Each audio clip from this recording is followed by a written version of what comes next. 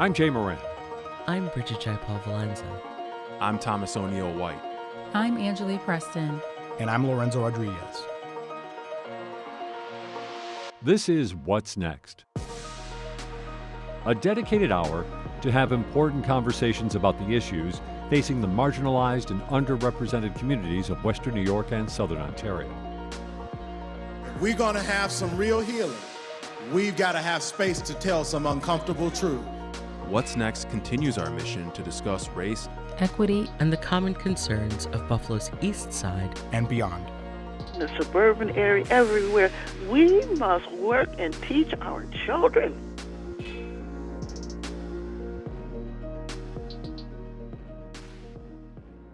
And welcome to What's Next. I am your host, Lorenzo Rodriguez, and we are in the thick of it. We are in the midst of Hispanic Heritage Month. We're trying to highlight some of the stories and the Hispanics, Latinos out here in Western New York. And with me today, I have this is an exciting one because, if I may, a former WBFOer and now doing big things. He's a filmmaker, director, producer, kind of a one-man band per se. Rocco Anastasio. Rocco, thank you very much for joining us on What's Next. No, thank you for having me. Appreciate being here. And I had the pleasure of heading out to Canisius College the other day to watch a screening of your film, Boricua Soy Yo. You are of Puerto Rican descent. Actually, mixed. You're. See, I'm half Puerto Rican, half Italian. Two very strong identities. But I'm 100% both. Hey, I like that. But this movie is 100% Puerto Rican, though. Yes. You do touch on your dual nationalities, the two heritages, identities that formed you. Your grandfather was Puerto Rican on your mother's side. Yes. He came. Well, I'll let you do the explaining, but then also your father came from Italy. He did, by the way of Australia, Colombia, and Canada. So there's quite the what a trek. Quite the journey that what he took to get to Western New York. So you have you're caught between those two identities, and I want to touch on that a little bit later, a little bit more in depth. But how did you reconcile those two? How did you get to? You said you're 100% both? How is it looking back on your history and identifying with those two? Well, I always like to tell people, I was born and raised in Buffalo, born and raised basically on the Lower West Side, and being Italian and Puerto Rican, I used to tell people, I am a true West Side Story, if you remember the film. Growing up, however, if you know any history about the West Side of Buffalo or the Lower West Side, it was predominantly Italian Americans. And then, there was a Puerto Rican migration that ended up happening in the 50s and 60s here. And Puerto Ricans started moving to the Lower West Side. Growing up in the 80s, I was born in 78. My neighborhood, it had already turned. It was more Puerto Rican than it was Italian, but there were still a lot of Italian families, still a lot of Italian homeowners there. My father was a barber by trade. He had a barber shop right there at the corner of Maryland and West, literally down the street from where we lived. I grew up on West in Maryland. And, he was an immigrant Italian. He wasn't second generation here. He was authentic. He was authentic. And I remember talking to a friend back in high school, friend Elias. He was Lebanese, same thing. He had an immigrant father as well. And when you have immigrant parents, they, life is a little different than if you grow up in, in a second or third generation home. But my dad, he was tough, but loving. And he was old school. He really was. He was old school. And just growing up, I didn't really have any connection to my father's family. My dad was born in Italy. His family, everyone, his brothers, they all, except for two, they left Italy and they ended up in Australia. My dad, at the age of 17, he was the only one that left on his own. He left Australia. He went to Singapore. From Singapore, he ended up in Colombia. And, being a barber by trade, he was a barber. He spent a couple years in Colombia. And then from there, he ended up in Port Colborne, Ontario. Being a barber, I guess, they all run in similar circles, if you will. He met a gentleman by the name of Tom Anastasia. who owned a barber shop right on Niagara Street here in Buffalo.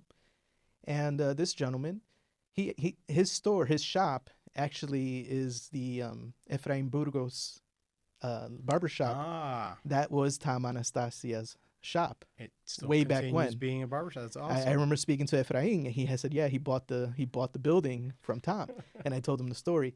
Well, Tom Anastasia, name ends with an A. Mm-hmm. He sponsored, he became friendly with my dad, and he sponsored my father to come to the States, saying this is my cousin from Italy, whatever, a little shady, but you do what you can. We're all cousins eventually. Exactly. But he sponsored my dad to come to the States, and my father, he crossed the border, and he settled here on the Lower West Side. And that's where he met my mom, who, my mother's journey here, she followed her sisters, who followed her father. My grandfather, he left his family to come up to Western New York, Brant specifically, to work the fields. And it's true of a lot of Puerto Rican families here. You see a lot of similarities with families that come to the States, to work to do agricultural work, whether manufacturing. I know the steel mill exactly also attracted a lot of immigrants to the area. But my grandfather, he worked in agriculture and was working the fields in Brant, New York for the Catalano family.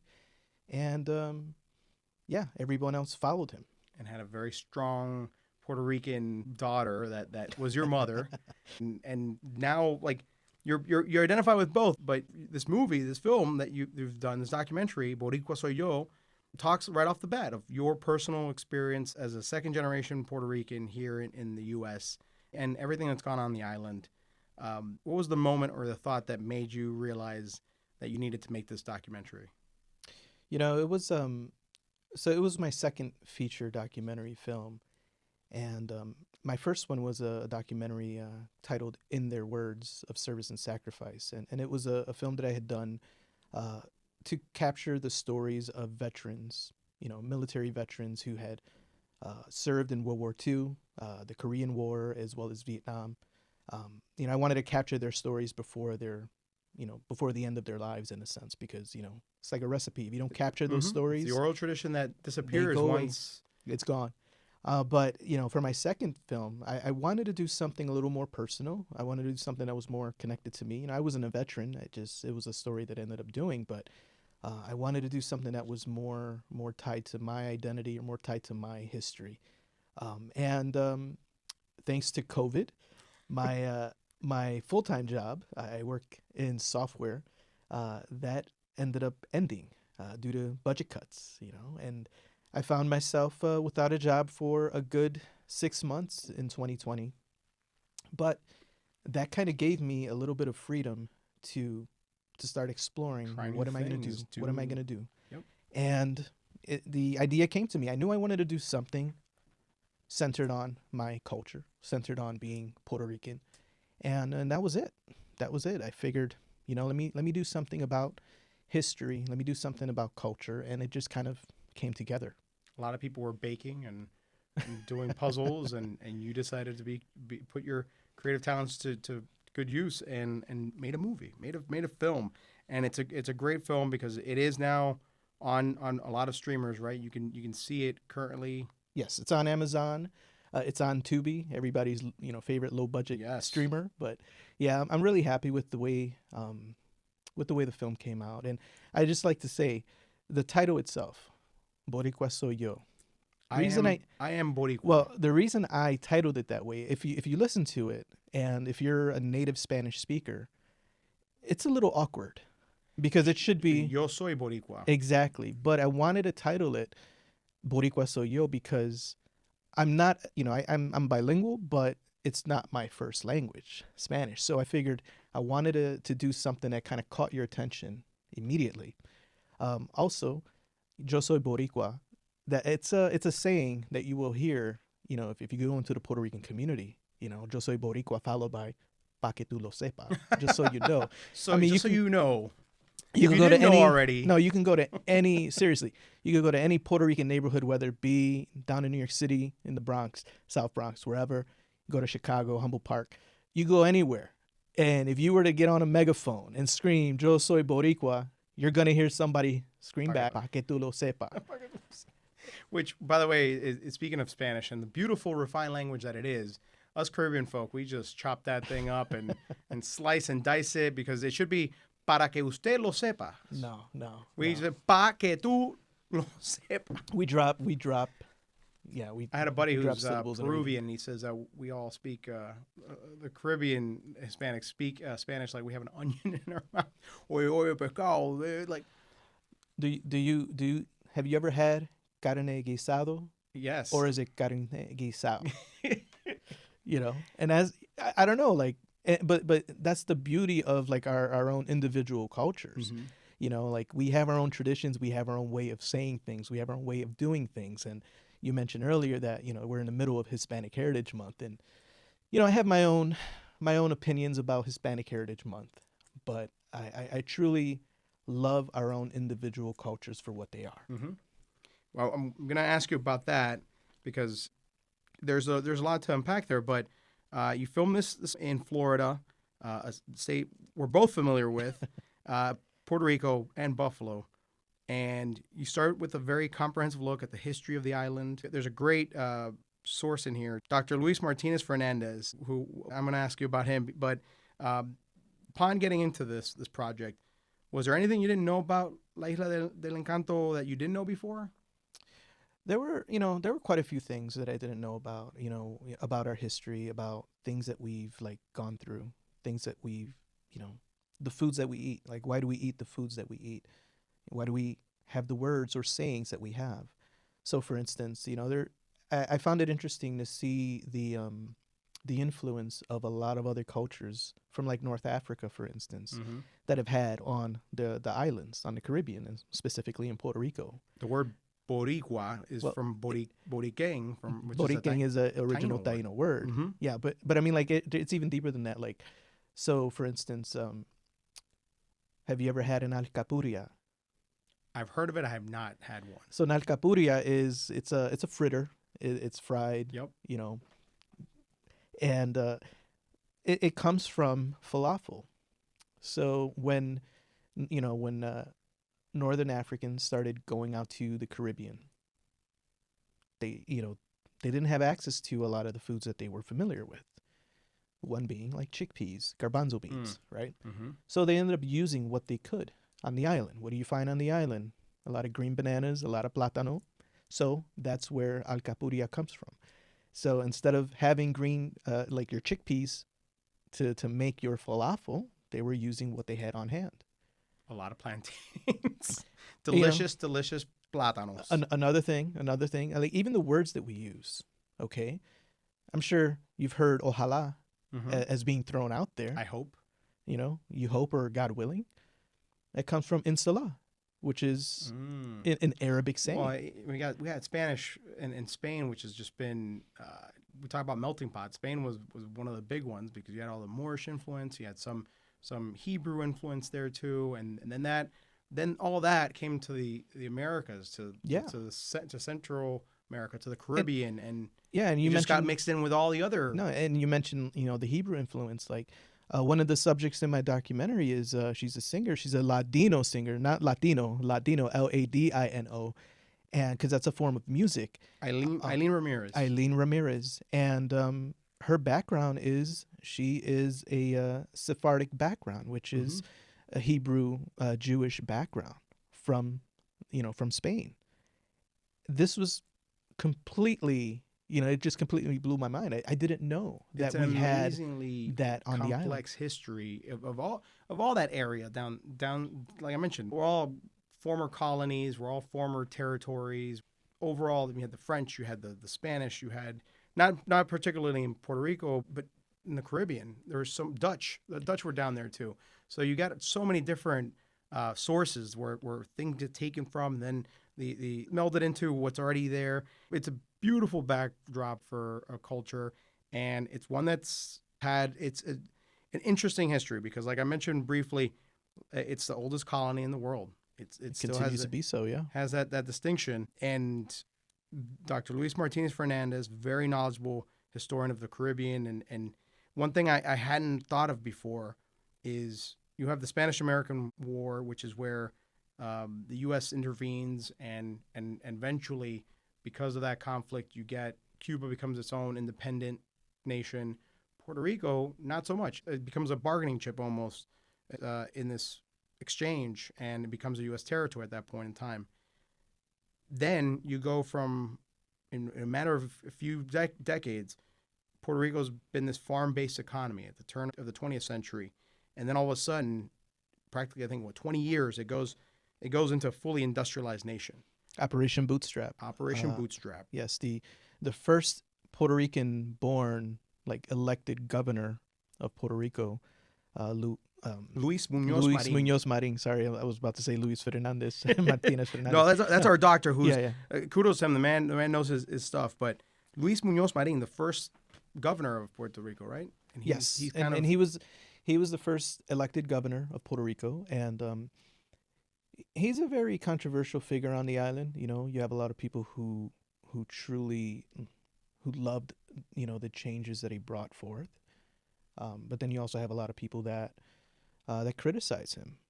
And it's, I don't know, from the outside looking in, I could acknowledge what he did for the people on the island. And as you mentioned, alluded to with the 20-year, the 20-year just light speed industrialization that happened on the island through Operation Bootstrap.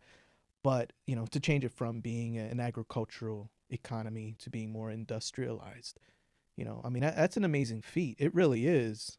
But at the same time, there was a lot of political oppression that happened on the island. There was, I'm sure, some, there is still to this day, some, I don't want to say resentment, but some conflict, the notion of being a territory of someone else. Yeah, absolutely. And he was basically the person who bridged that gap. He bridged the gap, but he was Kennedy also to the island. He was pushing for statehood, and of course, you have folks that are probably not going to be, pro statehood on the island.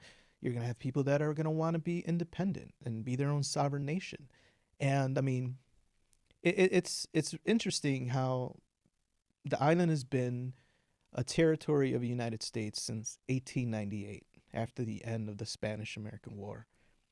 And we've just never been able to govern ourselves as an island.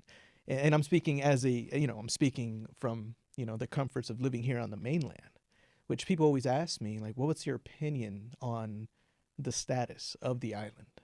And I know we're gonna talk about this, but I don't know if I have one. I don't know if it's as an outsider. You don't feel it's right. It's not right to have an opinion on. You're not gonna see the effects of that exactly. decision. Exactly. Or if anything, just in the peripheral. Exactly. And the one thing that I found interesting, doing this, talking to people, working on this project, I've spoke to quite a few pro statehood people, either in person or online, through social media. Like U.S. Rep Darren Soto? Yes, U.S. Representative Darren Soto.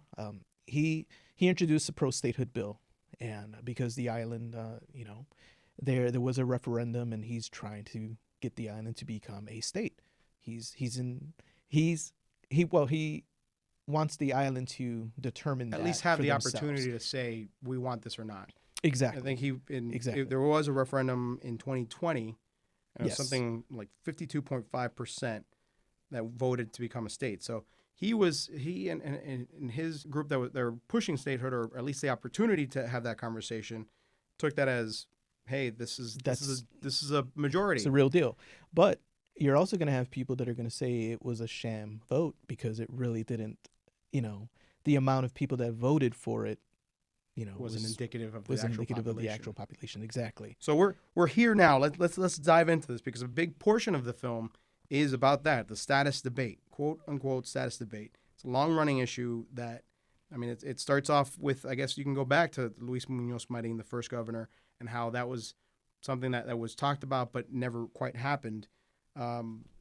It's either become a U.S. state, stay as a commonwealth or a U.S. territory, or just completely secede and be your own independent nation. And everyone's torn on it, it seems like. The vote in 2020 was 52.5, but you have other And it still has to pass through, Right, pass through Congress. You have like the last two states, Alaska and Hawaii. The votes for statehood for those two was overwhelmingly positive. It was 90% or so, Exactly. at least 90. So if you were to push forward with this notion of statehood, you're with 52.5 votes of the island, and that's a small sample as you stated. There still would be a large 40%, swath over 40% of the population that doesn't agree want with it. this or doesn't have that strong of an opinion for statehood. So how you touch on this very well in the movie. How do you get to a accurate decision? Because the other thing too is that you're seeing with the island still being a territory, you don't get all the benefits of U.S. statehood. You get citizenship, but you don't get the statehood perks. No, you don't. The resources You don't. are less. We saw that when Hurricane Maria came by. We saw that recently a lot with the islands not getting the infrastructure needs taken care of, and there's a huge concern for that. Where do you? I mean, you said you have one opinion or the other, but where would you like to see the island kind of take? What path would you like to see it? I think for me, of course, yeah, everyone has an opinion, right?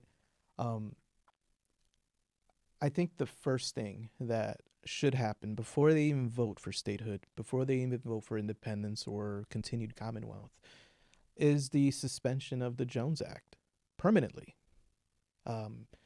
It's a shame that, like, when you look at what happened during Hurricane Maria, a lot of relief was delayed. And I believe they did end up suspending it, but a lot of relief or early relief was delayed because by maritime law, goods couldn't go directly to the island.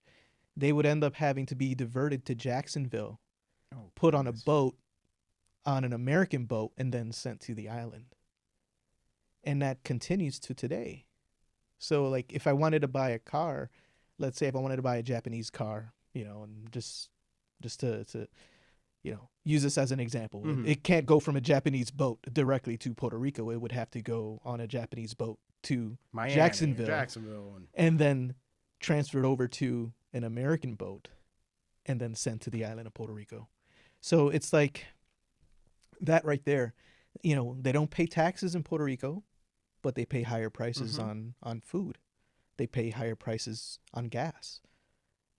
There's little things. So I think before we even start to have that discussion, suspending the Jones Act would be the place to start. That's a good start. But I truly feel like, the people on the island should be the ones to determine, their status. We have a lot of, and, we kind of touched on this a little bit in the film, but most of the people that I spoke to, I like, again, either online or in person, who support independence of Puerto Rico, they're saying all this from the comforts of living here on the mainland. So they're not going to be the ones. A hard path. If you go independent and you secede, then you are it. That's it. You got to fend for yourself. And but I mean, they have the. But they're saying, yeah, we should be independent. We should be independent. But you're saying that from here. Yeah. If you want this, if you want the island to be independent, why don't you guys go and relocate down there and push for that from the island? Because you know what? Let's say you get your wishes, the island does become independent. Now you're living with, those decisions that were made.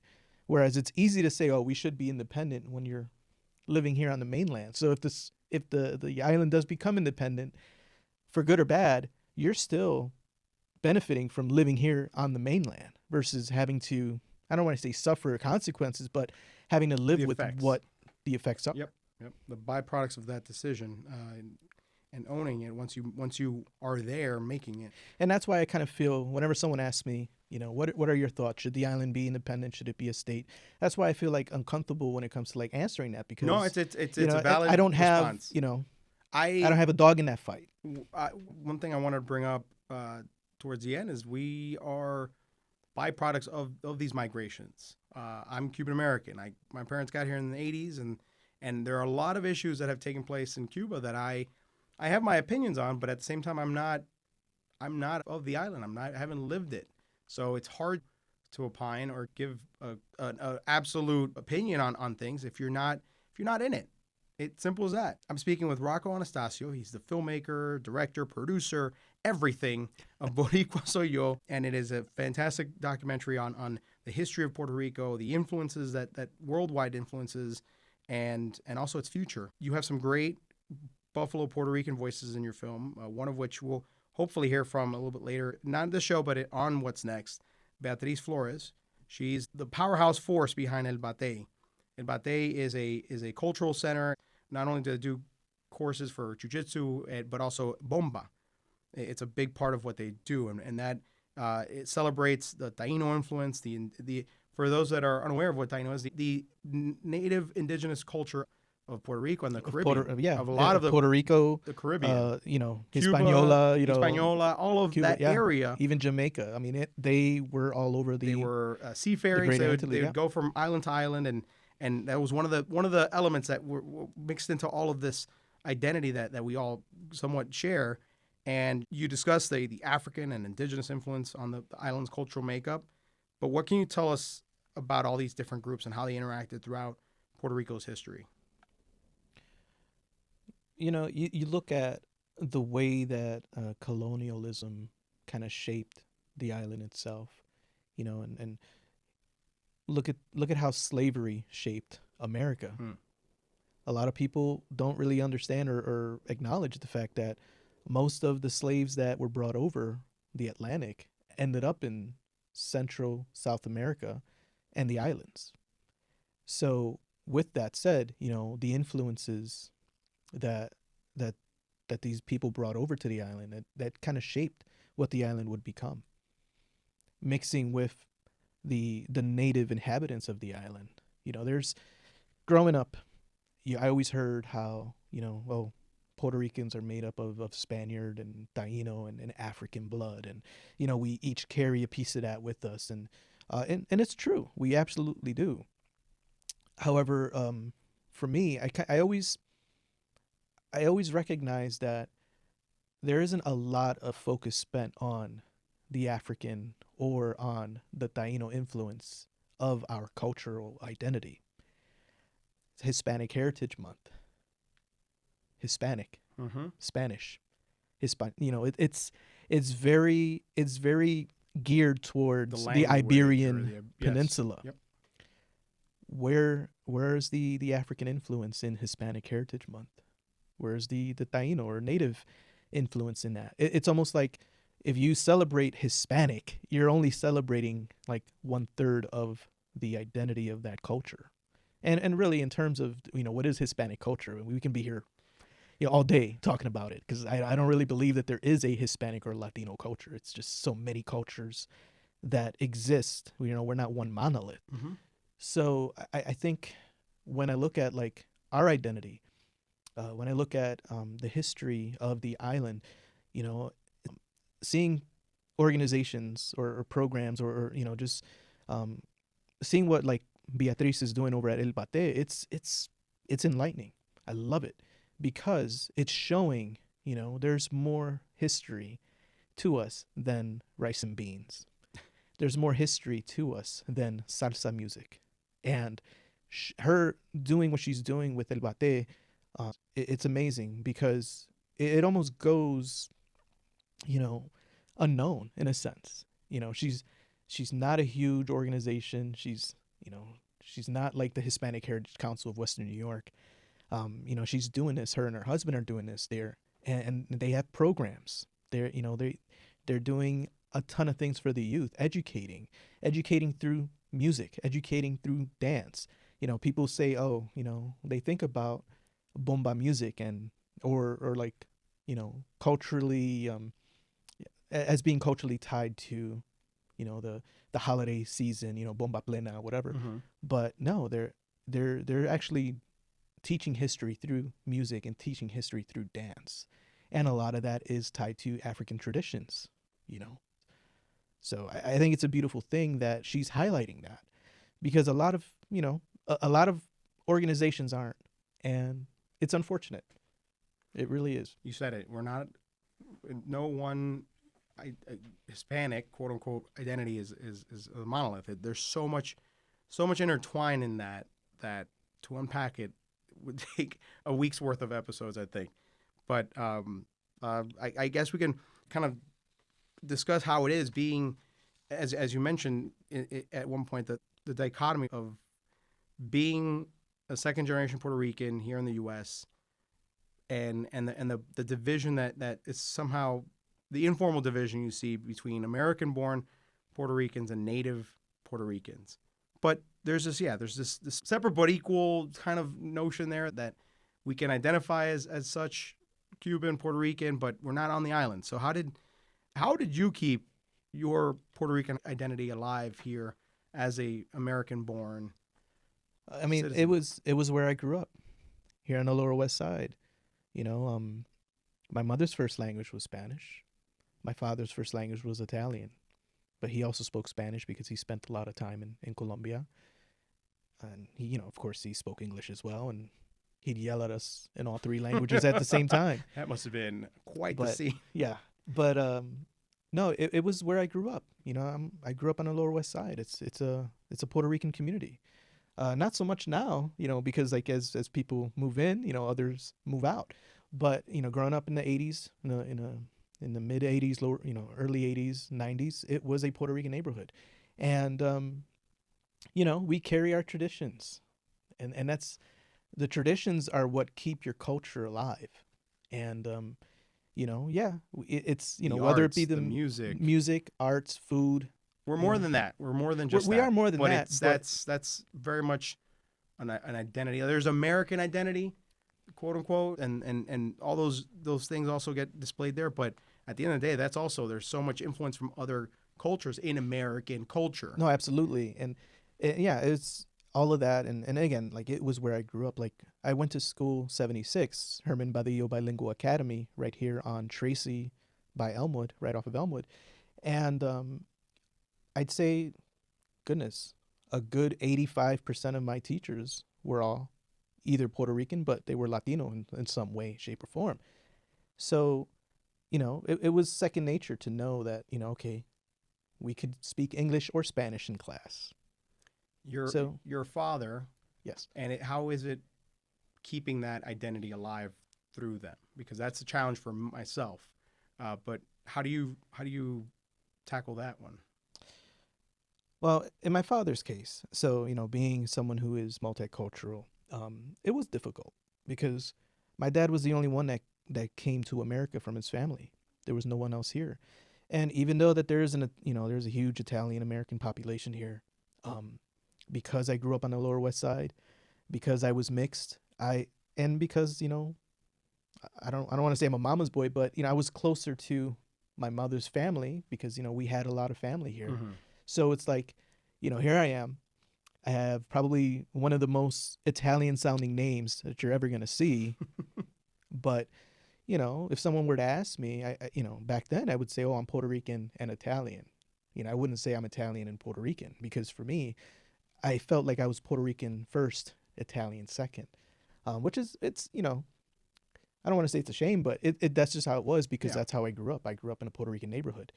I didn't get a chance to see or meet any of my father's family until I was 16, 17 years old. So, and trying to, I guess, relate to that part of my identity, even though, again, huge Italian American population here. But you got to remember, my father was he was an Italian immigrant.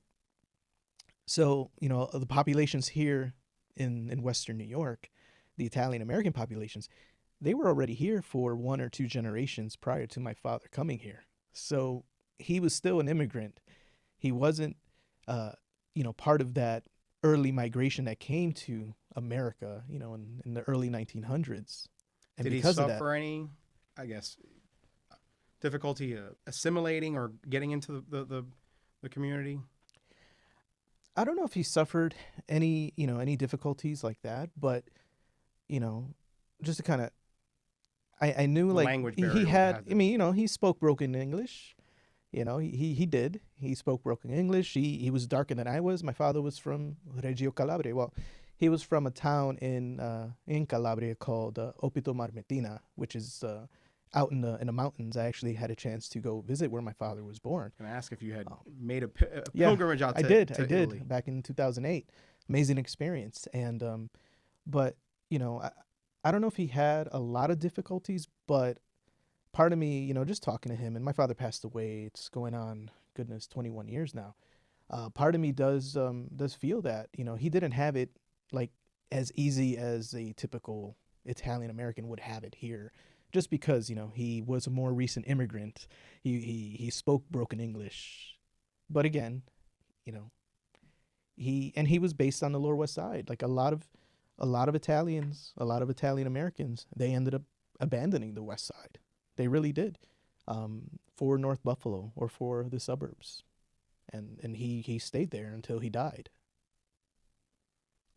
And with your kids, are they in tune with their grandparents and beyond, their lineages? You know, they are. We are trying to get them to like be a little more aware. I mean, you know, just a moment ago, talking about how Italians ended up abandoning the West Side. I don't live in the West Side anymore. My mother still does, still lives in the same house that my parents bought the spring before I was born. We're never selling that house. I live in Depew now. A lot of you know, my children are probably maybe, you know, there are a handful of kids, you know, students of color, if I can say, that go to my children's schools. So yeah, they're going to stand out. At the same time, though, I don't want them to ever feel like they're not as special as everyone else. I want them to be in tune or be connected to their cultures. My wife she's full-blooded Puerto Rican, so you know, when my children were born, we'd say, oh, you know, they're a little peseta, a little quarter, and you know, so they're quarter Italian, but they all have like Italian sounding names as well. But you know, they know who they are, they know their history, and you know, we're introducing that to them because I don't want them to ever question anything about, you know, about their past, about their history, about our family history. They were born well after my father had passed away, so they never got to meet my dad, but they know my dad in stories that I share with them, and that's very special. And this is one of the reasons why, after 12 years in Florida, we moved back to Buffalo, was because my mother is still here. And, you know, my mother would always visit, you know, every year, but I wanted them to know what it was like to see where I grew up, to see where their parents came from. Because, you know, my wife was born, and, you know, she was born in Buffalo, spent time in Puerto Rico, about 8 years, and then moved back as a child. So, you know, this is where their parents came from. I want our children to see where, you know, where their parents were born and raised. And you've gone back to the island numerous times, right? You've gone back to A few. Puerto Rico? Yeah. Most recently for a Hurricane Maria relief trip. Is that correct? Yes, it was a year. It was just over a year after Hurricane Maria hit. My job at the time had worked with an organization called All Hands and Hearts, and they were sending people out in two different groups of 7 people to go out to the island to do some relief work. And we landed in Yabucoa, which is where the hurricane made landfall, where it first made landfall, as I think it was a Category 4. And it was a life-changing experience. Just, I mean, it was eye-opening, sad, and just a humbling experience for me. You said you were helping out with some of the work, and there was you were one of the few Puerto Ricans from mainland America that came on the trip, and one gentleman found out, and yeah, that really. So just to kind of give a little context here, when we were brought to our base of operations where we were staying, it was an old elementary school. You know, we were sleeping on bunk bed cots, if you will. You know, it was bad, but you know what? I was down there to help my people. It was about 70 of us that were on base at a given time, and meeting people. Of the 70, there were probably about 3 or 4 of us that actually had ties to the island, who were Puerto Rican, or, you know, whose family was from Puerto Rico. And that really upset me. It really disappointed me. And yes, I remember I was, you know, that week I spent on top of a flat roof. And, you know, if you've been to the islands, you know, a lot of the roofs there are flat, with, you know, made out of concrete. So I was up there helping to refinish this roof. and talking to the owner of the house. He had bought the house like maybe a few weeks before the hurricane hit, so he didn't even get a chance to live in the house. But when he learned, I was talking to him, and he would bring us food, like home cooked food, every day to feed us for lunch. And talking to him, he learned that my mother, and I had mentioned that, my mother was born in Sabana Grande, which is down in the mountains in the southwest of Puerto Rico, and his eyes lit up. And, he kind of like, I don't want to say he had tears in his eyes, but I could see like he was a little emotional about the fact that, here's, one of our people from the mainland This coming Yankee down to help. came down. Yeah. Because like, he had mentioned like, he was sad and disappointed that there weren't more Puerto Ricans from the mainland going there to actually to do the work. And and when I came back, I remember I wrote a blog about my disappointment in my mainland Puerto Ricans, because our people needed them, and here I was on the island, not seeing more of us down there helping out.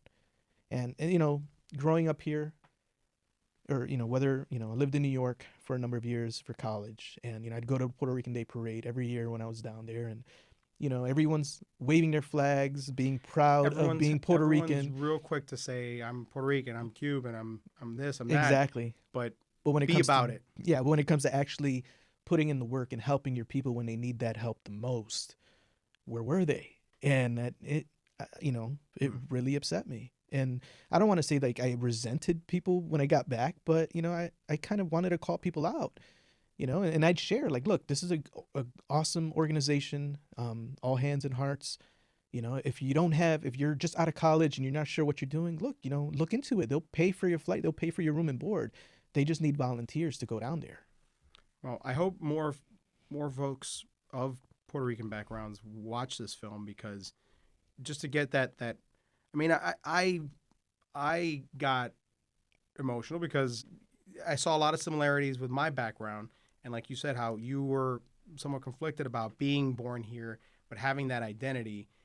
Very much so the case for myself as well. Like I have never gone to Cuba, period. My folks haven't had the opportunity to. I'd love to go down there. It's just it hasn't been in the cards for us. But it's something that it pulls at you, because it's somewhere down the line.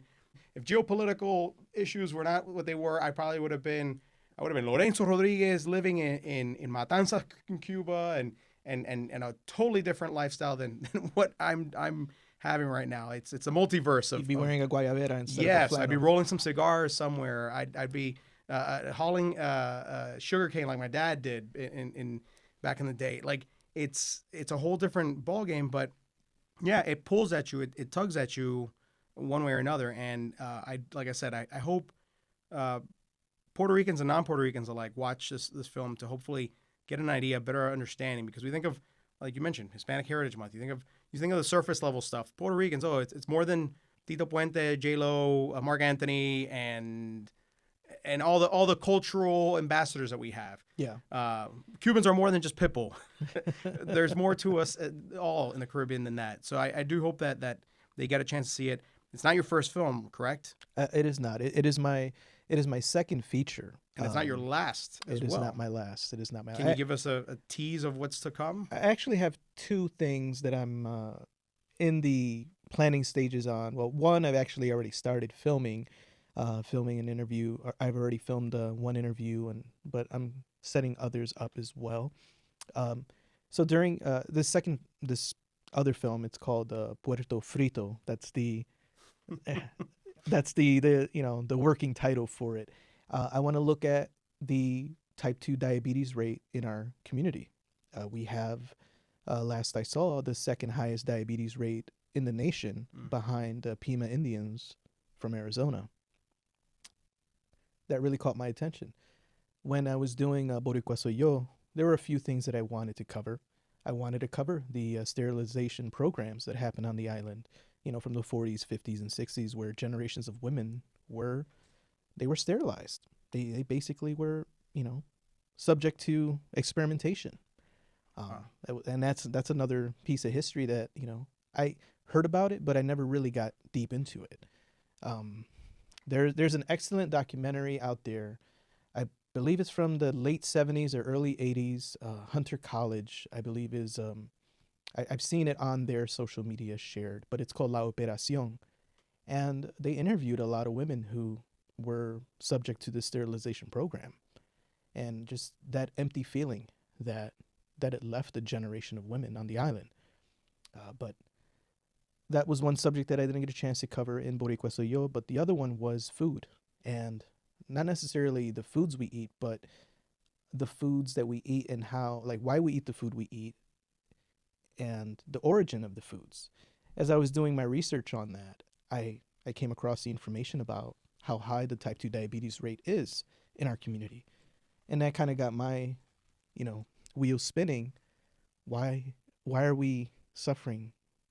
Why are we suffering these ridiculous rates of diabetes on this, in this community? And a lot of it is tied to the foods we eat. Is there also healthcare inequities? The way that as it's well? Healthcare inequities. Yeah. Everything. There's so many different factors, but a lot of it is, the way that we prepare our foods, the foods that we eat.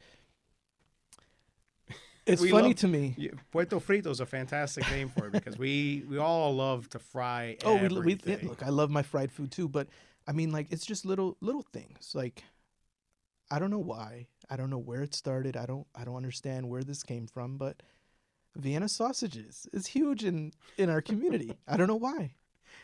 In the rice, you would throw in the it in, rice, you exactly. chop them up and put them in the rice. But why?